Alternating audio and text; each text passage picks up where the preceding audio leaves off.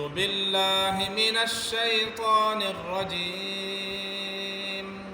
بسم الله الرحمن الرحيم.